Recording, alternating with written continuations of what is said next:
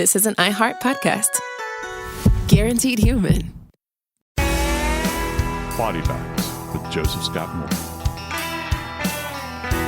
One of the more frustrating aspects in forensics is sometimes you're left wanting. You don't necessarily have all of the answers that you might wish to have. I'm sorry to inform you, but sometimes not all of the answers rest in science.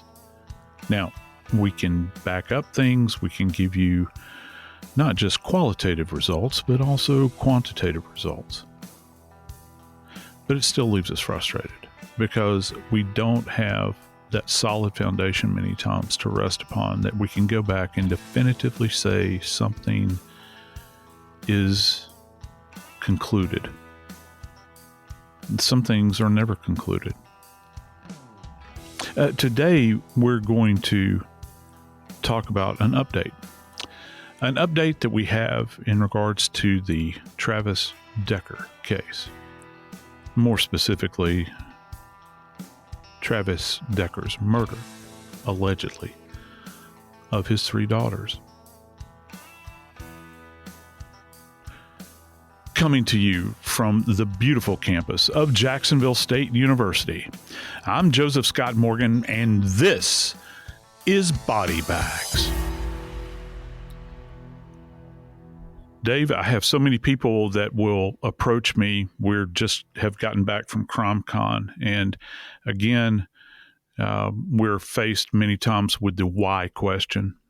People want to know why something has not been solved, why the data that comes out doesn't necessarily marry up with what they were perhaps predisposed in their thinking to. And, you know, the beauty of science is that there's an elegance to it where it lays out and you just have to accept the results for what they are. Sometimes things just don't go down the way you wish that they would. And with Travis Decker, in particular, this case has been an absolute nightmare.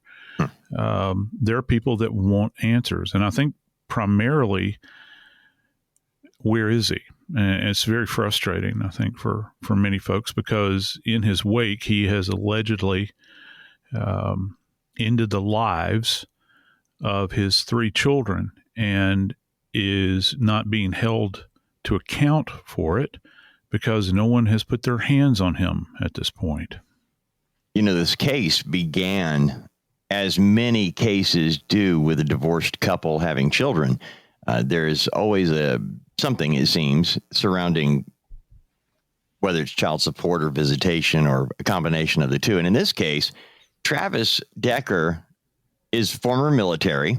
He is trained in every aspect of survival, and he's good at it. And he hasn't had he has not adapted well to life after military service. And it's partly due to some of what he brought back from his military service. Now, it began the search for Travis Decker. He's 32 years old, by the way. It began when he did not return his daughters from a planned visitation.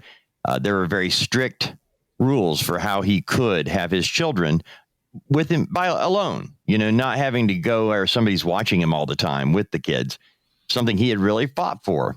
But his ex-wife was very concerned because she knows Travis. She knows Travis from before, during, and after. And she has seen some real changes in his personality and not happy with the direction his life was headed. He ended up being homeless, Joe. And if you're a guy and you're going through a transition period in life and you like the outdoors, you know, pitching a tent and camping out and doing those things, that's fine. If it's a lifestyle choice and you're the only person you have to deal with. But when you have children, you get them for the weekend, you have to have a nice place for them to go, a comfortable place. Hey, you can go on a camp out. That's fine, you know, for the weekend. But when children are in a home with their mom on a regular schedule, living with dad in the woods for his visitation it's not fun. It's not camping, you know? Camping is not homelessness. Camping is a trip into the woods. Camping is something that if the weather gets bad or something else, you can go back home. Yeah. When you're living in the woods and you're homeless, it's not a place where, in this case, the mom wanted her 3 daughters to be. So Travis Decker doesn't return with the children as expected, and they kept very close eye on this. This is not one of those times, Joe, where somebody was a day late or 2 days late or even a week late before they were reported. We're talking hours. Hours. That's how concerned everyone, from the attorneys to the judge to mom, they were that concerned. You know, one of the interesting aspects to this case, Dave, as it applies to Whitney Decker, the wife, former wife, is that she had actually identified Travis as a good dad. Right. That, I guess, she has more insight than anybody else does down into the marrow of his being, that, he genuinely loved his daughters and wanted to spend time with them. Listen, there's a whole ton of daddies out there that never, ever take the opportunity to see their kids, period, end of paragraph. Travis Decker doesn't strike me as that person. He wants to be with his kids, and he has experienced trouble in his life, particularly between the years, relative to what he has gone through based upon his military experience. And when I say military experience, I'm not talking about training. I'm talking about, the horrors of war. Right. And so, you plug in that formula, but I got to go back to something because it really reminded me of, it kind of flipped a switch with me. You were saying just a second ago about that the wilderness or camping is certainly, there's no permanence to that. And you talked about how if you're an individual, it's cool. And, this guy is not Ted Kaczynski, the Unabomber, who had the hand-built cabin up there in Montana. Right. And he had flown under the radar for years and years. We're talking about a guy that's, he has a tent, but he's primarily living out of his truck. He's traveling with his faithful dog.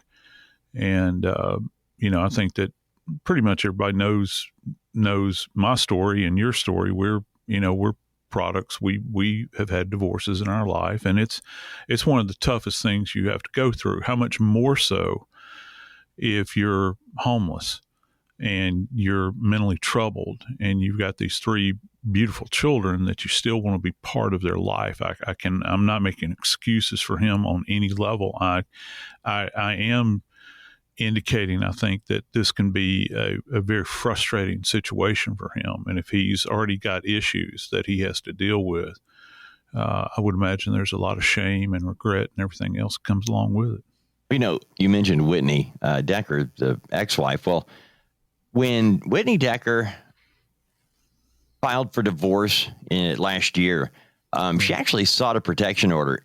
And this is what I mentioned, she actually saw the deterioration of her husband, of Travis Decker, from the man she knows he is at his core and the man he has become.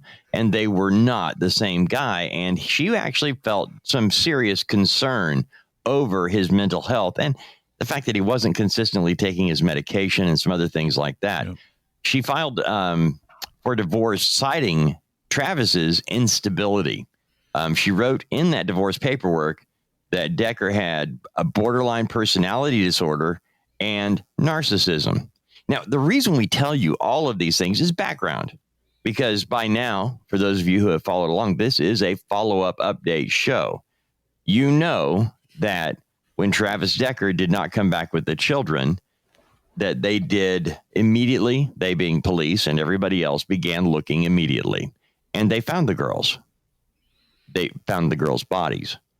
They found them at the campsite that appeared to be more than just a campsite. It appeared to be where Travis Decker had been living for some time. There were signs of living there, not for a weekend, but for months, possibly.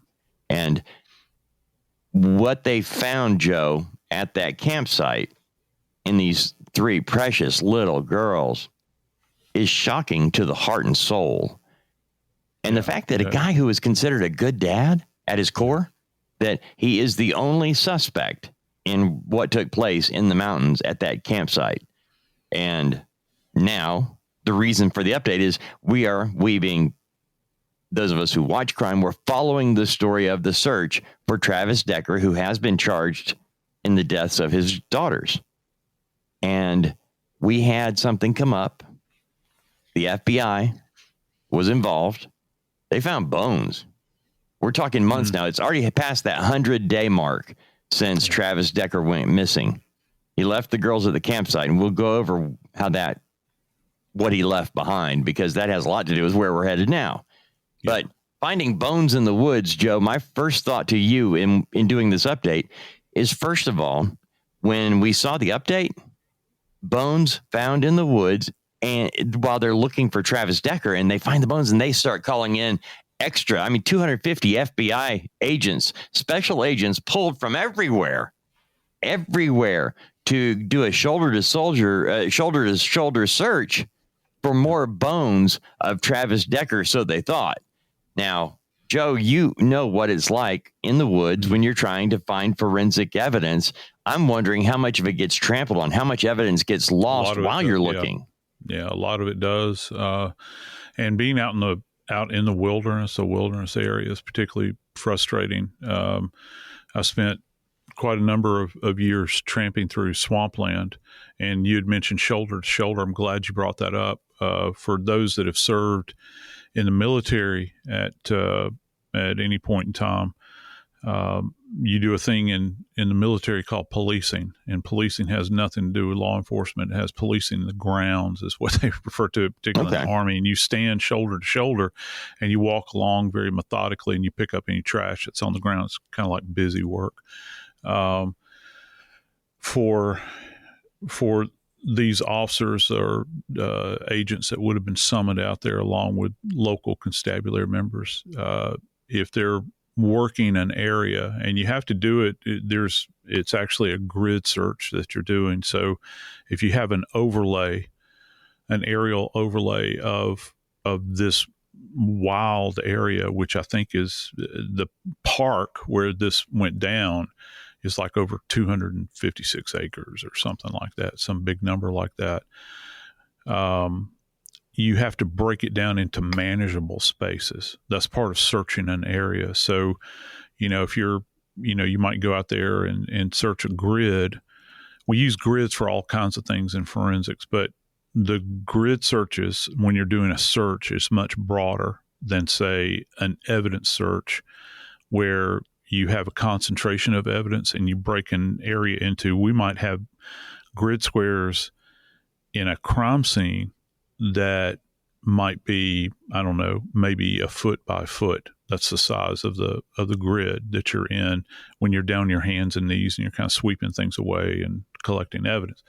When you're doing a search, those grids are much larger, and you will assign specific people, and you will methodically walk through there. What are you looking for? Well, you're looking for any kind of sign of life, and you're also, in a broad sense, looking for any bits of material that might be out there that could be associated with the case. So you spend most of your time in these grids walking shoulder to shoulder, and you are marching this off essentially so that you go from, let's say a grid is set up, in both in the north-south plane and also in the east-west plane. So you kind of crisscross. You walk forward from, say, for instance, from south to north, maybe 5 abreast. And then you're looking and scanning the soil beneath your feet. And here's something interesting people might not know. If you come across something, everybody says halt or pause. And they'll come out with Dave, have you ever seen the little wire flags that are orange or yellow, and they're generally used for utility lines, and they're plugged into the ground. We use the same thing out there. So what you do is you take one of and it's very non-invasive because it's wire. It's very tiny. The caliber of this thing is very small. You stick it in the ground right there and pause. And so you don't remove it from that space immediately. You continue on with the search. because you don't, and I use the term context a lot on body bags, you don't want to take away the context of that piece of evidence at that site. It could be a ring, it could be a button, it could be a bone, or what you think might be a bone. And one of the reasons that you think that it might be a bone is that you're not a forensic anthropologist. There are very few forensic anthropologists to go around. So one of the things you do is you mark it right there. And then if you've got like maybe at your disposal 1 or 2 forensic anthropologists out there, they're having to manage a huge swath of land. You will summon them over because they're looking at other things. And I've had this happen. I've had them literally, I'm standing still, and I've had them come over and kneel beside me without me moving my feet because I don't want to destroy anything. You were talking about stomping on evidence, and you pause, and they will get down on their hands and knees, and they will very carefully look at that. Okay. Now, if they say that they'll give you a heads up if it's a bone or not, you're still going to move on looking to mark other things. Then you step out of that grid and you've got all these markers that are in place, and you're going to break that down bit by bit, kind of reducing the scope of the size of it, because now it's gone from merely searching to now processing relative to a grid square. So that grid square is like reduced so that it's manageable. You don't want, say, a 50 by 50 grid as your crime scene area. You want to reduce that grid down now within the grid so that it's smaller, more manageable, and you can excavate that area. Kind of a long way around the barn, but most people have never done this. And so it's ultimately, it's one of the most tedious things that you can do at a crime scene. However, it's also one of the most rewarding, and it sharpens your skills. I got to tell you, every time I had ever worked a crime scene involving scattered human remains, did you know, Dave, it would sharpen my skills for future cases I was going to work. I'd hit these little benchmarks of these skeletal recovery things because by virtue of working with a forensic anthropologist, they know that the devil is in the details. And because of their scientific mind, you learn a lot sitting at their feet because they work in a very granular level. And so I could translate that into even like a drive-by shooting case, where you might just look at it very broadly. It's at night. You've got blood everywhere. You don't think about the fine detail. Most of the time in when you do these searches for skeletal remains, it kind of snaps you back to where you need to be as a practitioner. So I kind of welcomed the pain that was associated with this because it can be brutal. The elements are horrible. You think about like the Brian Laundrie search that was out in the swamps. I still have questions, by the way, because parents, walked up, air quotes, walked up on the body very quickly, and these people have been searching out in that very hostile environment for his remains, trying to find them. But as you had mentioned earlier, they have come across skeletal remains, and I think a lot of that has to do with the fact that they went to this very isolated area, and kind of flooded the zone, to use a basketball terminology, flooded the zone in order to get as many eyes on this. And I'm corrected that the actual area is 247 acres. Which, by our standards, Dave, if you and I had a plot of land here in Alabama, 247 acres, we'd have a lot of land. Dude, when you get to Washington State, 247 acres is, it's 247 acres, but it ain't like it is in other areas. You've got a whole lot of other wilderness surrounding this area. It's not just this one little park. So where could he have gone? Well, they found skeletal remains out there. And, of course, the alarms went up. And didn't you say that they found these skeletal remains kind of approximating where the girls were? And I kind of wonder about that. But, yes, that the reports coming in that the 247 acres that they were searching was around the area where the girls were found in that camp area. And I guess they went out from there based on the terrain, which this is supposedly just horrific terrain to walk into. There are hiking paths. Once you get off path, you have a lot of fight in you. So it was in the area near where the baby, that's why I think I even reached out to you, because it seemed odd that they would find it so much later. You're talking from the first week of June, and they find bones the third week of August. And I would have thought that area near where the children were found would have been searched out by now. They wouldn't be finding new bones, And by the way, in the 90 to 100 days out in the woods, I know it's in the woods. I know it's August and all that. I mean, I know it's summertime, but Joe, would we be expecting to see skeleton, or would we body parts? What would we be finding right now? Well, at this point, the girls, I think, were last seen like May 30th, if I'm not mistaken. I think that's when they were found. June 2nd was when their bodies were found. June 2nd. We're several weeks downrange now, a couple of months downrange from when they were found deceased. But yet Travis Decker has kind of up and vanished. The big question is, with the remains that are found there, is there anything at all that could say, first off, if it's him, and secondly, if it is him, how did he die?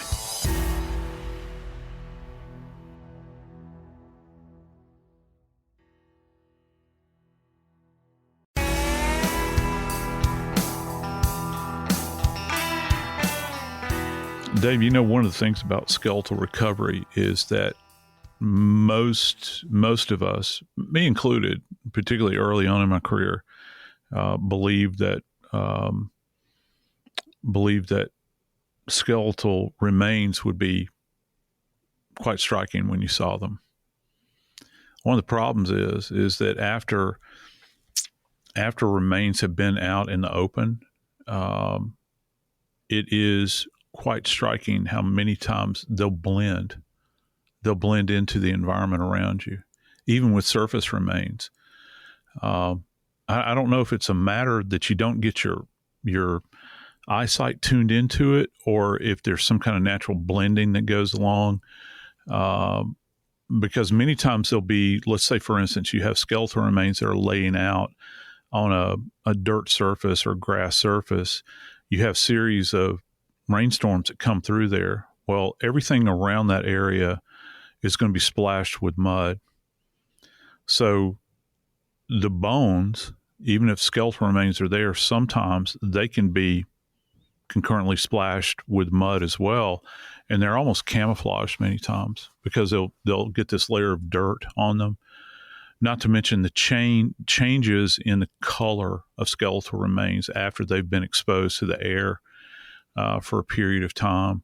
And there's other factors as well. So it's not like some movie, where you step out there and you've got these kind of bleached bones, like we have this image of like out in the desert where you've got bleached bones that are laying out there. There'll always be a skull or something like that. And the rib cage. It's not like that at all. But Joe, it doesn't happen. The Suzanne Morphew case, it was actually brought up when they found him that these bones were bleached, meaning they hadn't been out there the whole time. I thought that was remarkable, in that case. And that's something we will be covering again too. But in this case, when you're finding bones in the wilderness while you're searching for a man wanted for killing his 3 daughters, I would think that you would find enough evidence around the bone that you would know immediately it's human. I know that's not the case, but that's what I thought before. And I thought, you got bones. Don't you have clothes nearby or on the bones? I mean, they don't. Those are some things that I don't quite understand, how long it takes for a body to totally become bones and only bones, and what happens. It takes a lot longer than 2 months. Okay. You're still going to have some soft tissue. Now It might Really? be desiccated. Yeah, it might be desiccated, which if you know what a desiccant is or desiccation, it's literally kind of a drying out. I only know because I've had to look that word up when we've done this show. And you've said it before. Well, and while you're talking, I'm looking it up going, what does that mean? Well, listen, let me tell you something. Native Americans, when they would skin, skin animals, they would use and I'm talking years and years ago, when they're kind of still living tribally, there's great documentation of how they would create their own leather. And it's kind of a natural vent. Now you can collect salt and put on it and that sort of thing. And of course they would scrape hides, they would hang them out. And most of the time when this is going on, you try to get things into direct sunlight, in order to facilitate that. That's kind of natural tanning that goes on. So, as we know, if you've ever been to, if anybody's ever been to the Pacific Northwest, you ain't getting a lot of sunshine homes. So you're not going to have the same level of desiccation because it's a very moist environment as well. Now, there will be rotting flesh or rotting tissue. You can, 2 months, you'd still be able to smell something. Another thing that we look for as well, and this is rather disgusting, but it's really a big tell for us, is that you look for a big surrounding greasy area in the ground. And what that is all the bodily fluids and particularly the fat that is kind of naturally rendering down. It gets into the soil. And even after, 8 weeks or whatever it is, you're still going to have that odor. You still might have insect activity around because, with flies in particular, it's like ringing the dinner bell. They're going to keep coming back and coming back and coming back. And that, and that's only one species of insect, that we're talking about with flies. You have other things that are out there. You've got things like what are referred to as dung beetles. There's a whole progression of these things, that kind of show up at the scene. We use that as an indication many times to try to come up with a postmortem interval for the dead. And then you have animals that kind of come in and out and off of, they enter, from stage left or whatever, exit stage right, make an appearance, and then they leave. But most of the time when they make an appearance, if there are remains there that still have tissue attached to them, they're not always going to just sit there and feast. Okay. What do animals want to do? Well, they want to eat. They need that source of protein. They will take an element from the body and go back to a burrow. And even, if you've got a fox or something, foxes are kind of solitary animals. Raccoons are solitary animals, so are possums. They grab an element, then they go back to the burrow. So you can, if you're really good at this, there are people that are out there that look for animal sign that you can bring onto the scene, and they'll say, yeah, this is a burrow where, some type of animal lives. And there are documented cases of investigators going into animal burrows and finding human bones in there. If you think that's wild, birds will actually take human hair off the dead and literally pad their nest with human hair. Wow. That has happened. Yeah. Wow. And it's been documented. It's kind of mind blowing. You don't think that all of this kind of environment is this dynamic, but it is. And the problem is that for every skeletal element that you take away, you're taking away a biological indicator of what may have happened. So if there's some kind of trauma, all right, let's just say you've got a long bone. The longest bone in your body is your femur, which is the upper bone in your leg. Well, if somebody's shot in the leg, okay, and they're left out there to bleed, or they've been beaten up and, had a compound fracture, and their body has, begun to decompose, and some fox or something like this walks up, takes that long bone away, well, all of a sudden you've got evidence of injury that just walked away. This can even happen with bits of the skull. If you have somebody that has self-inflicted gunshot wound into their skull, it'll blow apart the skull. Now, many times when I say blow apart, let me rephrase that. Mm-hmm. Wrong phrasing. Okay. You will fracture the skull, and the only thing that's still kind of holding the skull together are those bits of soft tissue from the scalp. Oh. But as the soft tissue degrades, you've got fractured bits of bone from the skull that are lying about. Well, if a raccoon takes it upon themselves to say, this looks like a tasty morsel, they'll take that bit of bone, that the external table of the skull, they're examining it, thinking about they can eat it. They walk off with it. Well, that piece of bone that they're walking off with might hold evidence of a gunshot wound. All right. And not only that, it might be evidence of not just a gunshot wound, but an entrance wound. Wow. And you're suddenly losing that big piece of information.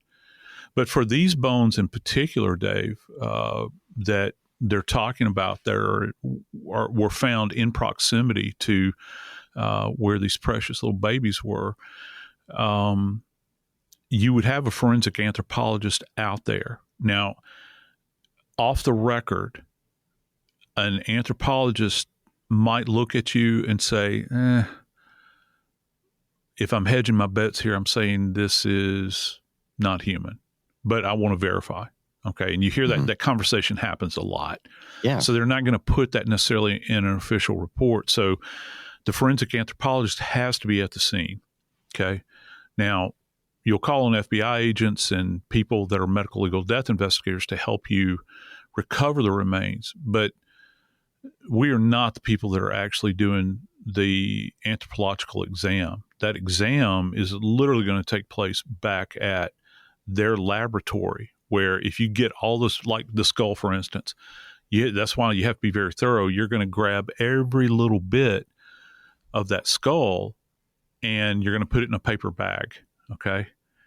And they will take it back to the lab and they will actually begin to reconstruct the skull from that. And you can see these skulls that have been reconstructed and many times you've got big missing gaps out of them. Right. They're all of the elements won't be there necessarily. Well, let me ask you this, Joe, because you mentioned that if a bone is found in the woods and you've got somebody there that won't say, well, it's human. They won't come out and just, boom, it is this or that based on their knowledge and experience. They're going to take it back, going to examine it in the lab to make sure that what they're saying is accurate. I get that. But it just seems to me that a certain level of expertise would lead you to say, well, this is probably, but it seems like that to me. But do they all look the same? Right. When you see pieces of bones out in the woods, does my foot bone different? There are 157 bones in your foot or however many, but if you see a bone from a human foot, does it resemble bones from a pig or from a wild animal, a boar? No, when you're talking about the structure of the human foot, and you happen to land on an element of the human anatomy that's probably from a skeletal standpoint, it's one of the most complex structures. Your ankle, feet, and your wrist, hand are probably, if you're looking at it from an engineering perspective, there are so many elements that are attached to this, and it's very specific to humans. I would imagine that some, and I've never spent time examining this at all, but I would imagine maybe the closest you're going to come is probably, maybe in the ape family, where you've got opposable thumbs and that sort of thing, and the feet might kind of resemble, but with the trained eye, they can spot it like that and say no. So one of the big things that you find that you recover a lot, particularly in cities, it's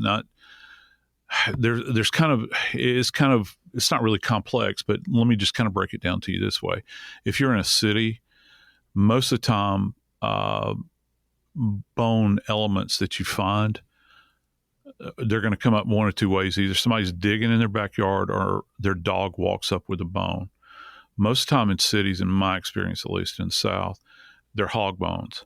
And hog bones themselves, when you look at, say, the long bone features, like just like, animals like, like dogs and pigs and cattle, they have forelegs and hind legs. So the structure of those bones, their long bones in particular, are not going to appear the same as ours as humans.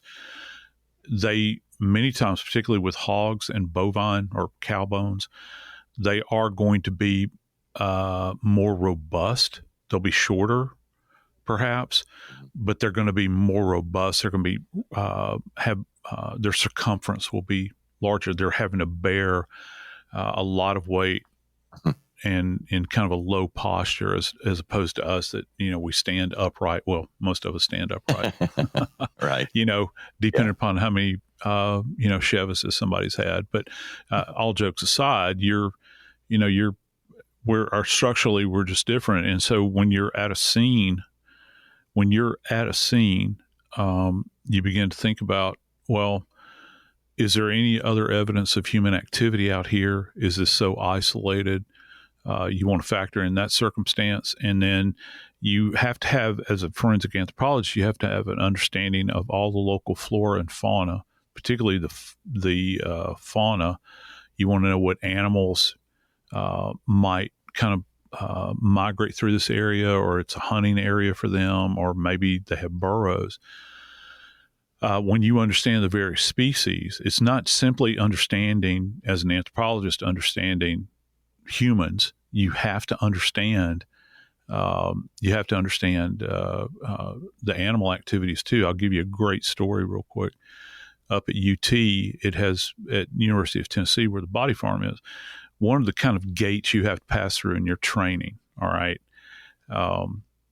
and is Dr. Bass allegedly used to have Dr. Bill Bass that founded the body farm, used to have a box that he would place skeletal remains in, and a graduate student would sit on one end of the box, and there'd be a hole in the box, and Dr. Bass would sit on the other end of it with a hole on his side, and you're doing this blindly. You have to shake hands with him in the box, and there's little skeletal remains all in there, and Dr. Bass would grab that skeletal element and hold it, and just by feel alone, you had to identify the species. That's how intense that training is up there. People, they hear about the body farm and all this. This is not for the faint of heart. You really have to engage all of your senses when you're trying to assess skeletal remains. But Dave, I got to tell you, I know people are going to be disappointed in what I'm about to say.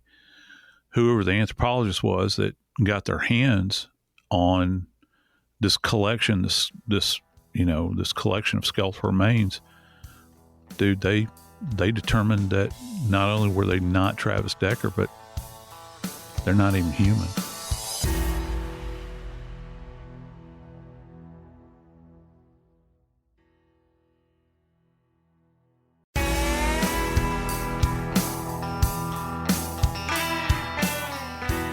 Dave, we know that they had access to DNA out there because of what they have discovered. I think that they released information and just so that folks understand and remember, these precious little babies, they were essentially suffocated. They were suffocated with plastic bags. And these what bags, did they actually find in those bags and on those bags? Well, yeah, that's the key thing here, isn't it? It's not just an external finding. And this really chilled me, Dave. I got to tell you, we've done a previous episode, right? And we had this data then, but I think that we need to revisit this. They allegedly found Decker's DNA, not just on the outside of the bag, but from within the bag. So these bags, and there were multiple bags. Two children had two bags over their head. It's almost like a redundancy thing. Another child had three over their head. And this kind of redundancy or backup plan relative to these murders, that's evidence of somebody wanting to, have fail safes with this to guarantee that no oxygen was going to get in there. And I guess you could say that if you had taken a single bag and put it over a child's head and kind of squeezed around the neck and deprived them of oxygen. But it goes to another level here when you've got this layering of bags that goes in, because we all know that plastic grocery bags are fragile. So, and they tear. I mean, how many times, Dave, have you had a bag tear when you're walking in the house? These things they give you at checkout and whatnot. It's happened to me on countless occasions. I mean, they're crappy. And so they're not meant for long-term use. So the idea that if he is in fact guilty of killing his children, he had an abundance of these bags. You said that he had been living out there in the wilderness. Well, he's probably living out of grocery bags. Right. Because they talked, and that really stood out. I've never heard anybody mention this before in a case where they talked about the abundance of these bags that are out there. There's a lot of them. And, it's not like he's got garbage pickup.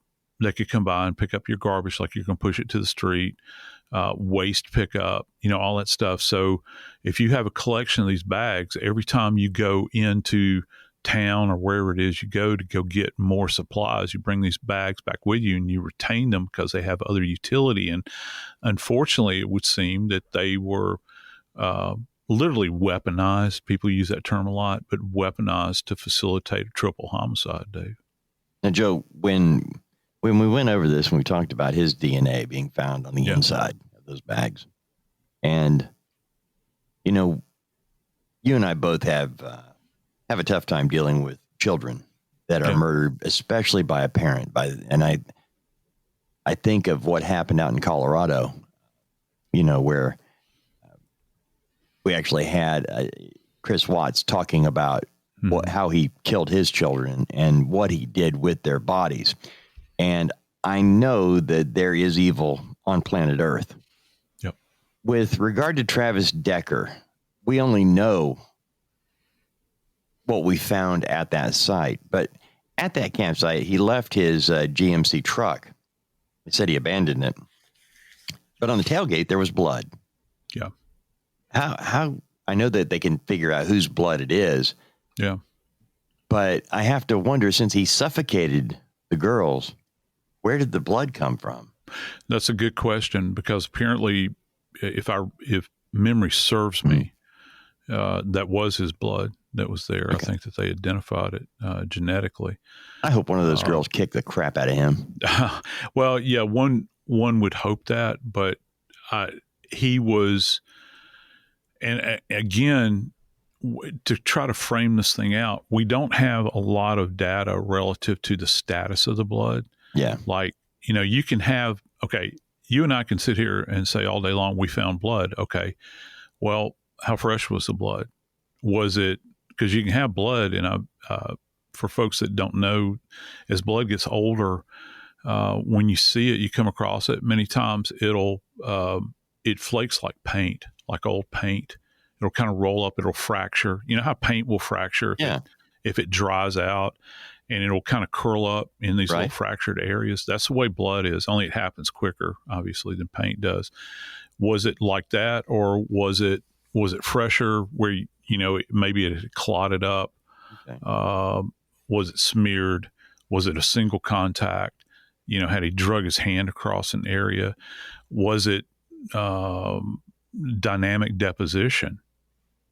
Where you're talking about things like cast off and all of that, or was it passively dripping? So there's a whole lot to kind of unpack with a blood stain. You can say you have a blood stain, but you don't know what form it's taking. Right. You don't know what status of that is. And going back to DNA, when they found these bones that were out there, I'm sure that because anthropologists look at something that's called morphology. And so the morphology of a bone, pretty quickly you can ascertain that, particularly once you get them cleaned up and they're back in the lab. Mm-hmm.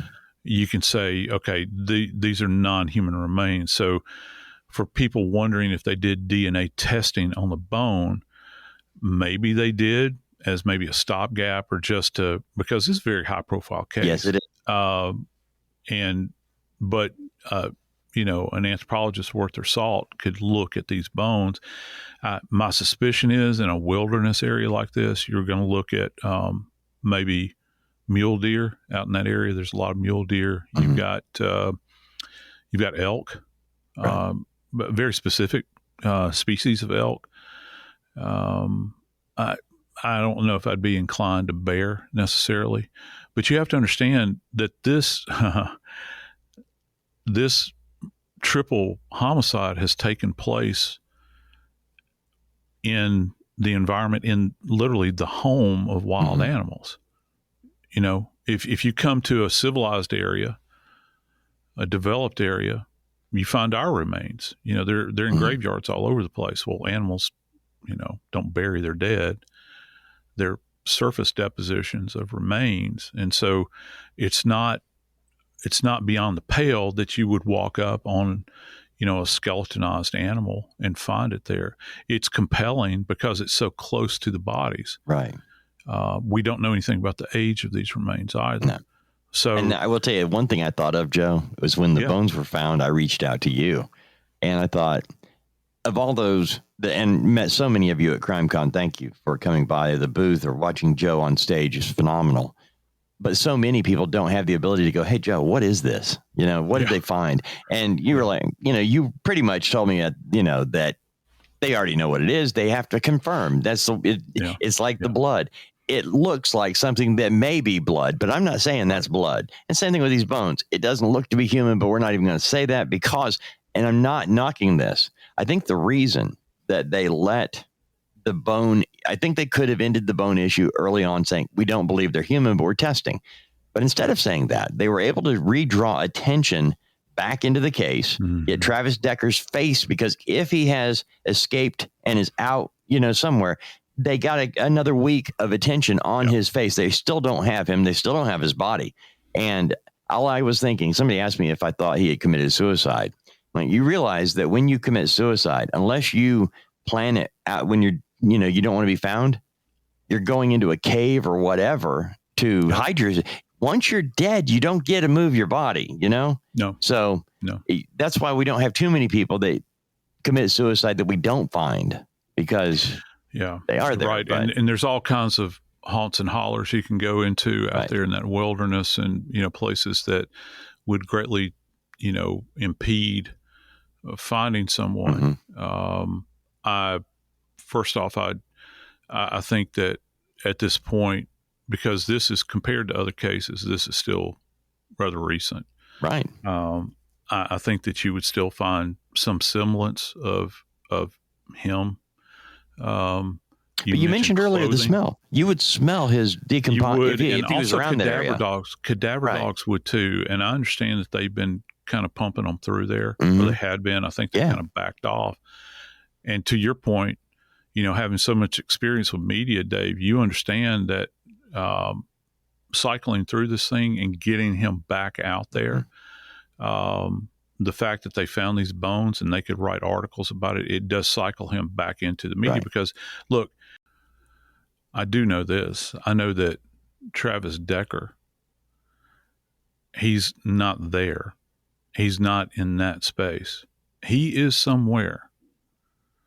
But the thing about it is this: they have to continue to look. They need to confirm that he's no longer with us, or that he's present, bouncing around that upper tier of the American states, Idaho, Montana, one of those locations, or he slipped across the border into Canada. In order to have a resolution, they've got to get their hands on either him or his remains. I can assure you of this. Brother Dave and I will keep you in the loop.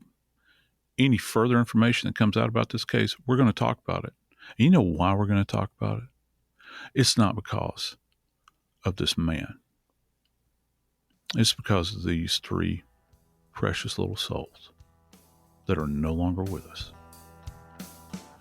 I'm Joseph Scott Morgan, and this is Body Bags.